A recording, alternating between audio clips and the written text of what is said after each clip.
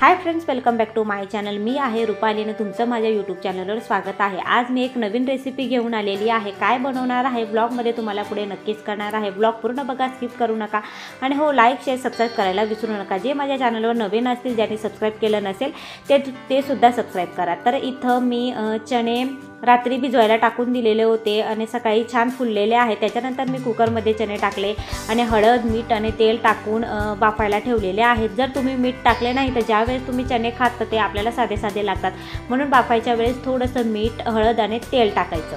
त्याच्यानंतर मग मी कोथिंबीर, टोमॅटो, कांदा आणि लसूण वगैरे सगळं इथे व्यवस्थित कट करून घेणार आहे।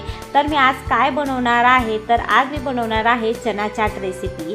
आणि हे तुम्ही जे लोक डाएट करत असतील त्यांच्यासाठी पण छान आहे। मुलांना तुम्ही स्कूलमध्ये टिफिनमध्ये देऊ शकता। जर तुम्हाला ट्रॅव्हलिंगला कुठे जायचं असेल आणि सकाळी नाश्ता करायला वेळ नसेल तर तुम्ही अशी ही इझी आणि पटकन होणारी रेसिपी आहे, तर नक्की ट्राय करा एक वेळा तुम्ही। त्याच्यानंतर मग मी पॅनमध्ये 1 ते 1.5 पळीसारखं तेल टाकलेलं आहे। चणेसुद्धा माझे छान शिजून गेलेले होते। बोटाने दाबून बघायचे, जर दाबला गेला पूर्ण चणा तर समजून घ्यायचं की चणे शिजलेले आहेत म्हणून। त्याच्यानंतर मग मी जिरं मोहरी टाकली आणि कढीपत्ता ॲड केलेला आहे, कांदा ॲड केलेला आहे।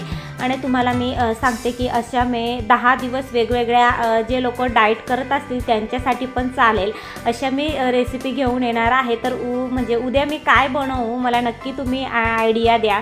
तुम्ही जे सांगाल तेच मी रेसिपीमध्ये उद्या ॲड करेल। जे लोक मला कमेंट करतील त्यांच्यापैकी मी एकाचं हे करून मस्त उद्या बनवेल। तर जे लोक डाएट वगैरे करत असतील तर मी काय बनवू उद्या रेसिपी, तर मला नक्की कमेंट करून सांगा। त्याच्यानंतर मग मी टोमॅटो ॲड केला। त्याच्यानंतर अर्धा चमचा हळद, अर्धा चमचा लाल तिखट आणि अर्धा चमचा आपला घरचा मसाला टाकणार आहे, कारण की आम्ही जास्त स्पायसी खात नाही आणि दक्ष पण खाणार होता, म्हणून मग मी याच्यात मसाल्यांचा वापर कमी केलेला आहे। जर तुम्हाला याच्यापेक्षा स्पायसी खायचा असेल आणि खात असतील तुमच्या घरात तर तुम्ही थोडेसे याच्यात जास्त प्रकारे मसाले टाका।